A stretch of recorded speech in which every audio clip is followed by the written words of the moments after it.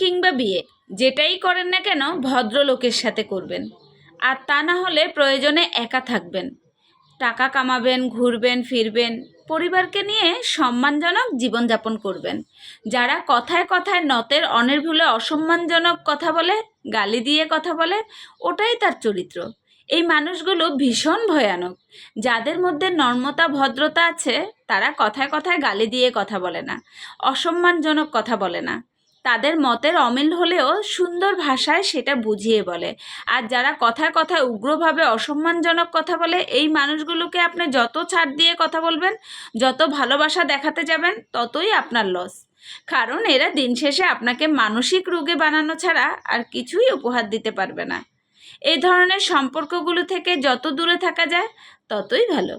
আর সবচেয়ে বড় সত্য কথা হলো, কেউ কাউকে ছাড়া মরে যায় না। সবাই ঠিকই বলে আমি তোমাকে ছাড়া বাঁচবো না, কিন্তু শেষ পর্যন্ত বাঁচে এবং খুব সুন্দরভাবেই বাঁচে। আর নিজের জীবনকে শেষ করার জন্য একজন অযোগ্য লোকই যথেষ্ট। একজন অযোগ্য লোকের সাথে থেকে নিজেকে তিলে তিলে অসম্মান করে মেরে ফেলার চেয়ে এই ধরনের সম্পর্কগুলো তৈরি করার আগে সচেতন হওয়া উচিত। সত্যি বলতে একজন সাপোর্টিং জীবনসঙ্গী পাওয়া ভীষণ ভাগ্যের ব্যাপার। যারা নম্র, ভদ্র, সাপোর্টিং, তারা সবসময় অন্যের সাথে ভালো ব্যবহার করে, কথা বলে এবং অন্যের জীবনকে তাদের নিজের নিয়ন্ত্রণে আনার কখনোই চেষ্টা করে না।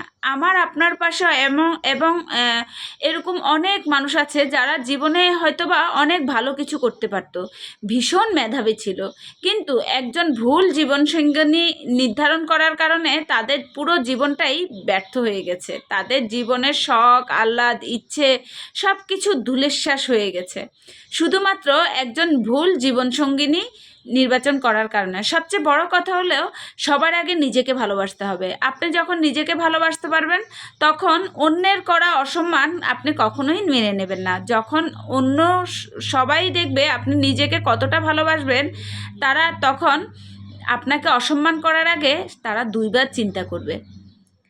বিয়ে ব্যাপারটা কিন্তু খুবই সেনসিটিভ, তাই এসব ব্যাপারে আগে থেকে সতর্ক থাকা উচিত। বিয়ে হোক কিংবা প্রেম, সবসময় ভদ্রলোককে জীবনসঙ্গী হিসেবে বেছে নেবেন, অভদ্র মানুষকে নয়, তাহলে জীবন শেষ করে দেবে একদম। সত্যি কথা বলছি, আমাদের আশেপাশে এরকম অনেক অভদ্র লোক আছে যাদের কথা ছুরির আঘাত থেকেও তীক্ষ্ণ হয়। আমার পরিচিত এমন একটা মেয়ে আছে বা একটা ছেলে আছে আমার শ্বশুরবাড়িরই আশেপাশে, তারা মা বাপকে পর্যন্ত কথা বলতে ছেড়ে কথা বলে না। এত তীক্ষ্ণ তাদের মুখের ভাষা, বললাম না ওই যে সবাইকে নিজের আয়ত্তে রাখতে চায়। তারা মা বাবাকে পর্যন্ত সম্মান দিয়ে, আমার সামনে এমনও দেখেছি মায়ের গায়ে পর্যন্ত হাত তুলতে দ্বিধা করে না, বা বাবার মুখে তর্ক, কি বলবো, মেয়ে হয়ে যে বাবার সাথে এত তর্কমূলক তর্ক জড়িয়ে যায়, বা সব কিছুতে নিজের আয়ত্তে রাখার চেষ্টা করে। এ ধরনের ছেলে মেয়েগুলার লাইফটা আসলে খুবই ক্রিটিক্যাল থাকে, কারণ এরা আসলে অভদ্র। এদেরকে যারাই চিহ্নিত করতে পারবে যে এটা আসলে অভদ্র সমাজের বা অভদ্র ছেলে মেয়ে, তাদের আশেপাশে মানুষ তো ঘনায় না, এবং যতটা চেষ্টা করে তাদের থেকে দূরত্ব বোধ রাখার জন্য, এবং আছে ওরা আসলেই দূরত্বের মধ্যেই থাকে মানুষের থেকে।